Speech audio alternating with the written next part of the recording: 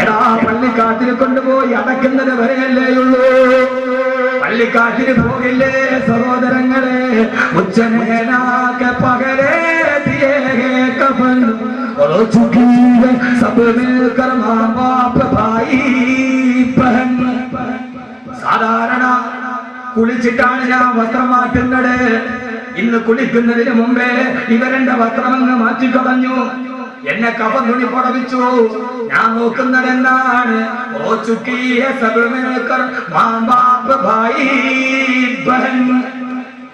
എന്റെ ഭായി എന്റെ സഹോദരൻ, ബഹൻ എന്റെ സഹോദരി, മാമന്റെ ഉമ്മ, ബാപ്പന്റെ ബാപ്പ എന്റെ മയ്യത്തിന്റെ ചുറ്റുമിരുന്നിട്ട് പൊട്ടിക്കരയുന്നുണ്ട്. പൊന്നുമോനെ പോയല്ലോടാ, എന്റെ ഉമ്മ പൊട്ടിക്കരയുന്നുണ്ട്. കൺമണിയെ പോയല്ലോ. ക്ഷമ വിട്ട ഉമ്മയും പൊന്നുമകനെ എന്നെ കൈവിട്ടു പോയോ കാണലെന്നാ നിന്നെ. എന്റെ പൊന്നുമക്കൾ എന്റെ മയ്യത്തിന് കെട്ടിപ്പിടിച്ച് നിലവിളിക്കുന്നുണ്ട്. അരിമക്കിടാങ്ങൾ വാപ്പയെ വിളിക്കുന്നേ, കൈകെട്ടി വിണ്ടാണെന്നു നീ കിടക്കുന്നേ. എന്റെ 8 വയസ്സുകാരനും എന്റെ 5 വയസ്സുകാരനും കൊണ്ട് തീരാ കണ്ണ് കൊതി തീരാത്ത 5 മാസം പ്രായമുള്ള എന്റെ പൊന്നുമോള് എല്ലാവരും കരഞ്ഞ് പറയാതെ എന്റെ മയ്യത്തിന് കെട്ടിപ്പിടിച്ച് കരയുന്നുണ്ട്. സഹോദരങ്ങളെ, സഹോദരിമാരെ, ഇങ്ങനെ ഒരു ദിവസം വരാനുണ്ട്. മയ്യത്തിന് കെട്ടിപ്പിടിച്ചു മക്കളെ കരയുമ്പോ, ആ സമയത്ത് വീടിന്റെ ഉമ്മറപ്പടിയിൽ മറഞ്ഞു കിടക്കുമ്പോ സ്വന്തം മക്കളോട് പറയാൻ കഴിയണം, മക്കളെ ഉപ്പയ്ക്കൊന്നും നഷ്ടപ്പെട്ടിട്ടില്ല. ഉപ്പ നിങ്ങൾക്ക് വേണ്ടി കോടികൾ ഉണ്ടാക്കേണ്ട പൈസ കൊണ്ട് ഉപ്പ ഹാഫിളീങ്ങളായ മക്കളെ സൃഷ്ടിച്ചിട്ടുണ്ട്. ഉപ്പ മണലാരണ്യത്തിലുണ്ടാക്കിയ പൈസ കൊണ്ട് ഉപ്പ ഖുർആൻ മനഃപാഠമാക്കിയ ഹാഫിളീങ്ങൾ ഉണ്ടായിട്ടുണ്ട്. ഉപ്പയുടെ മയ്യത്തിന്റെ ചുവട്ടിൽ ഇരുന്നിട്ട് ഈ ഹാഫിളീങ്ങൾ ദുആ ചെയ്യുന്നുണ്ട്. അതുകൊണ്ട് മക്കളെ കരയണ്ട, ഉപ്പയ്ക്കൊന്നും നഷ്ടപ്പെട്ടിട്ടില്ല എന്ന് പറയാൻ കഴിയുന്ന ആത്മാവുണ്ടാവണം. അതിനുവേണ്ടിയാണ് ഫിറോസ് ഖാൻ സാഹിബ് അദ്ദേഹത്തിന്റെ വരുമാനം കൊടുത്തിട്ട് ഹിഫ്ദുൽ ഖുർആൻ നടത്തുക. ലാഭമല്ലേ സഹോദരങ്ങളെ, ലാഭമല്ലേ? മാസം 50,000 രൂപ ചെലവുണ്ട്. 10 മാസം മാറ്റിവെച്ചാൽ 5 ലക്ഷമായി. അദ്ദേഹത്തിന്റെ മക്കളുടെയും ഭാര്യയുടെയും പേരില് ഒരു 10 സെന്റ് സ്ഥലം ഇവിടെ മേടിച്ചു വെക്കാം. നിങ്ങൾ പറയും ബുദ്ധിമാൻ. പക്ഷേ ചെയ്യുന്ന കച്ചവടത്തിലേറ്റവും നല്ലതാ റബ്ബിന്റെ ആജ്ഞയെ കൊത്തു നീ നടക്കുന്നതാ. ഏറ്റവും നല്ല കച്ചവടം ഈ കച്ചവടമാണ്. കാരണം ഖബറിലേക്ക് പോകുന്ന സമയത്ത്, ആരില്ലാത്ത സമയത്ത്, ഖബറിന്റെ ആഴം സ്നേഹിതാ നീ നോക്ക്, അതിൽ നിന്നെ മെല്ലെ ഇറക്കലും ഒന്നോർക്ക്. പിടിമണ്ണ് മാറിയിട്ടു മീതായെന്നിട്ട് എല്ലാവരും പോയി. പിന്നെ ആണ്ടതിക്കൊരു പ്രാവശ്യമാണ് വാപ്പയുടെ ഖബർ കാണുക. പക്ഷേ യഹിയാൻ വലിയ ഭാഗ്യവാനാണ്. ഖബറിലിട്ടിട്ട് ആരും പറഞ്ഞില്ല. ഉപ്പയും സഹോദരങ്ങളും തിരിച്ചു വന്നു. കൂടപ്പറപ്പ് പോയി. കണ്ടു കൊതി തീർന്നില്ല, മിണ്ടിപ്പൂതി തീർന്നില്ല, ഭാര്യയ്ക്ക് കണ്ടനുഭൂതി തീർന്നില്ല. ഗർഭത്തെ ശിശുവായ സുൽത്താൻ എന്ന പൊന്നുമോൻ ഉപ്പയുടെ മുഖം കണ്ടില്ല. പക്ഷെ കാണാൻ കഴിയും സഹോദരങ്ങളെ. ആ പൊന്നുമോൻ ഉപ്പയെ കാണുന്നവരിലെന്നും ഖുർആൻ തന്നെ പറയുന്നുണ്ട്, വല്ലദീന ആമനൂ വത്തബഅതുഹും ദുരിയത്തുഹും ബിഈമാനിൻ അൽഹഖനാ ബിഹിം ദുരിയത്തുഹും വമാ ലത്നാഹും മിൻ അമലിഹിം മിൻ ശൈഇ കുല്ലു ഇംറിഇൻ ബിമാ കസബ റഹീൻ. സ്വർഗ്ഗത്തിന്റെ സ്വർണ്ണക്കട്ടിലിൽ വാപ്പയും ഉമ്മയും ദുരിയത്തുഹും അവരുടെ മക്കളും സ്വർണ്ണക്കട്ടിലിൽ നിൽക്കുമ്പോ ഉപ്പയുടെ മുഖം കാണാത്ത സുൽത്താൻ എന്ന മോൻ ഉപ്പയോട് പറയും, ഉപ്പ മരിച്ചതിന് ശേഷമുള്ള ദുനിയാവിലെ വിശേഷങ്ങളെന്ന് അല്ലാഹുവിന്റെ വിശുദ്ധ ഖുർആൻ. അല്ലാഹു അങ്ങനെ ഒരു കുടുംബമാക്കി തീർക്കട്ടെ. ഭാര്യയും മക്കളും വന്നു, ഉപ്പയും സഹോദരങ്ങളും വന്നു. സഹോദരൻ ഖബറിനുള്ളിലായി മീസാൻ വെച്ചു ആണ്ടതിക്കല്ല.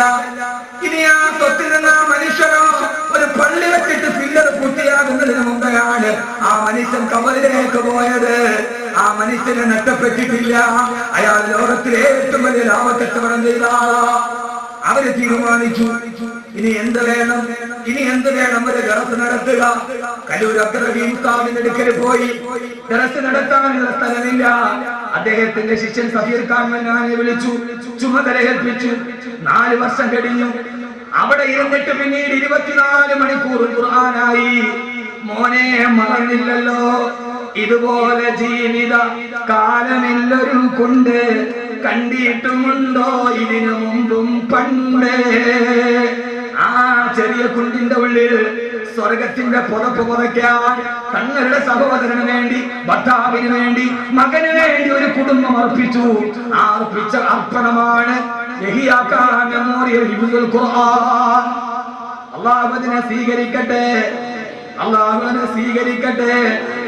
ആ മനുഷ്യൻ ഖബറിൽ കിടക്കുമ്പോ ഒരു വെളിച്ചം വരും. ഈ വെളിച്ചമേടാ അന സാഹിബുക്കൽ ഖുർആൻ, ഞാൻ എന്റെ കൂട്ടുകാരനായ ഖുർആനാണെന്ന് ഖബറിൽ അത് വിളിച്ചു പറയുമെന്ന് വിശുദ്ധനായ നബി മുഹമ്മദ് മുസ്തഫ.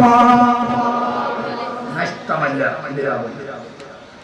ഇതിൽ വലിയൊരു ലാഭം ലോകത്ത് ചെയ്യാൻ. ആ മരിച്ച സഹോദരങ്ങളെ, ആ മനുഷ്യൻ മരിച്ചിട്ടില്ല. യഹ്യാ ഖാൻ എന്ന മനുഷ്യന്റെ ശരീരമാണ് ഖബറിനുള്ളിൽ പോയത്. റൂഹിലാണ് ഏഴാകാശത്തിന്റെ മുകളിലിരുന്ന് ആ റൂഹിന്റെ ശക്തി കൊണ്ട് കാണുന്നുണ്ട്. ഈ സദസ്സ് ഉറപ്പാണ്, ഉറപ്പാണ്, ഉറപ്പാണ്. വൻദോഷത്തിന്റെ വണ്ടിയുമായി നരകത്തിന്റെ മുമ്പിൽ നിൽക്കുകയാണ്. ഹബീബായ റസൂലുള്ളാഹി അബൂ ഹുറൈറ റളിയല്ലാഹു തആല അൻഹു സുബഹി നമസ്കാരം കഴിഞ്ഞ് എഴുന്നേറ്റു. കുപ്പായത്തിൽ പിടിച്ചു വലിച്ചിരുത്തി, അബൂ ഹുറൈറ, നിന്നോട് ഞാനൊരു കാര്യം പറഞ്ഞു തരട്ടെ അബൂ ഹുറൈറ. എന്താണ് നബിയേ? സ്വർഗത്തിന്റെ നരകത്തിന്റെ മുമ്പിൽ ഒരു വാപ്പയും ഉമ്മയും വന്ന് നിൽക്കും. എന്നിട്ട് ആ വാപ്പയും ഉമ്മയും അത്ര തക്കവയുള്ളവരല്ല, പക്ഷെ അവരുടെ മകൻ ഹാഫിളാണ്. ആ ഉപ്പയും ഉമ്മയും നരകത്തിലേക്ക് അള്ള വിടും. ഈ മകൻ പക്ഷേ സ്വർഗത്തിന് പോവില്ല. അവൻ ഹാഫിളാണ്, സ്വർഗത്തിന് പോവില്ല. മലക്കുകൾ ചോദിക്കും, നീ എന്താ സ്വർഗത്തിന് പോകാത്തതെന്താ? ഞാൻ പോവില്ല, എന്റെ ഉപ്പയും ഉമ്മയും നരകത്തിലേക്ക് നിൽക്കുകയാണ്. ആ സമയത്ത് ഹാഫിളായ പൊന്നുമോൻ നരകത്തിന്റെ മുമ്പിലുള്ള പടിയിൽ ഇങ്ങനെ കറങ്ങി നടക്കും. എന്നിട്ട് അവന്റെ ഉപ്പയുടെ ഉമ്മയുടെ കയ്യിൽ പിടിച്ച് അവൻ സ്വർഗത്തിലേക്ക് വലിച്ചിടും. അല്ലാഹുവേ, ഇവരാണ് എന്നെ ഹാഫിളാക്കിയത്, ഈ ഉമ്മയാണ് എന്നെ ഹാഫിളാക്കിയത്, ഇവരാണ് എന്നെ ഹാഫിളാക്കാൻ വിട്ടത്. അവരില്ലാതെ ഞാൻ പോകില്ല റബ്ബേ. ഒരു ഹാഫിളിന് 40 പേരെ സ്വർഗത്തിലേക്ക് ശുപാർശ ചെയ്യാം. അതൊന്ന് എന്റെ ഉപ്പയാണ്, രണ്ടാമത് എന്റെ ഉമ്മയാന്ന് പറഞ്ഞ് കൈ പിടിച്ച് സ്വർഗത്തിലേക്ക് വലിച്ചിട്ടിട്ട് ആ മക്കള് സ്വർഗത്തിലേക്ക് പോകും. അബൂ ഹുറൈറ, ഏതുപോലെ എഴുന്നേറ്റ് പോയ നിന്നെ ഞാൻ കുപ്പായത്തിന് പിടിച്ചു തിരിച്ചതുപോലെ എന്ന് നബി മുഹമ്മദ് മുസ്തഫ. അല്ലാഹു തൗഫീഖ് നൽകട്ടെ. തീർന്നില്ല.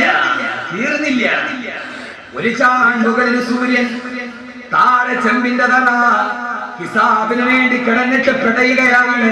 അമ്പിയാക്കളുടെ പുറകെ ഓടുകയാണ്. ആ സമയത്ത് ആകാശത്ത് ലോകത്തുള്ള കോടാന് ജനങ്ങൾ ഹിസാബിൽ കിടന്ന് വല്ലാതെ തീച്ചുളയിൽ വെന്തുരുകുമ്പോ സ്വർഗത്തിന്റെ മുകൾ ഭാഗത്തിന് മിസ്കിന്റെ കുന്നിന്റെ അത്രേ. ആ മിസ്കിന്റെ കുന്നിലിരുന്നിട്ട് ആ കുന്നിലൊരു ചെറിയ വൃക്ഷമുണ്ട്, ഇസ്മുഹു തൂബ. ആ വൃക്ഷത്തിന്റെ പേര് തൂബ എന്നാണ്. തൂബ വൃക്ഷത്തിന്റെ ചുവട്ടിൽ കുറെ കുട്ടികളും കുറെ മുതിർന്നവരും ഇരുന്ന് സ്വകാര്യം പറയും, പൊട്ടിച്ചിരിക്കും.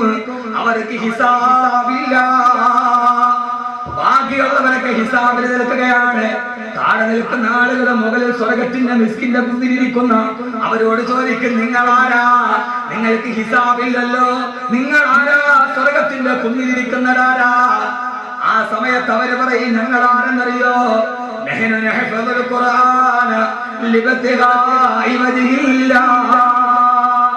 അല്ലാഹുവിന്റെ തൃപ്തിക്ക് വേണ്ടി ഖുർആൻ പാഠമാക്കിയ ഹാഫിളീങ്ങളാണ് അവർ. നിങ്ങളുടെ അടുത്തിരിക്കുന്നവരാരാ? അവര് പറയും, ഞങ്ങളുടെ അടുത്തിരിക്കുന്നത് ഞങ്ങൾ ഹാഫിളാവാൻ പോയപ്പോ ഞങ്ങൾക്ക് ഭക്ഷണം തന്ന, ഞങ്ങൾക്ക് വസ്ത്രം തന്ന, ഞങ്ങളെ സഹായിച്ചവര് ഞങ്ങളുടെ മാതാപിതാക്കളുമാണ്. ഇൻഷാ അല്ലാഹ് കാവുകളെ കുടുംബത്തിന് സ്വർഗത്തിന്റെ ഈ തൂബാ വൃക്ഷത്തിന്റെ ചുവട്ടിൽ ഇരിക്കാനുള്ള ഒരു വസീലയായി ഈ സ്ഥാപനത്തെ അല്ലാഹു മാറ്റുമാറാകട്ടെ. അവിടെ വെച്ച് പറയണം, അവിടെ എല്ലാവരും ഉണ്ടാകണം, ഈ കുടുംബം മുഴുവൻ ഉണ്ടാകണം. ഞങ്ങളാരാ?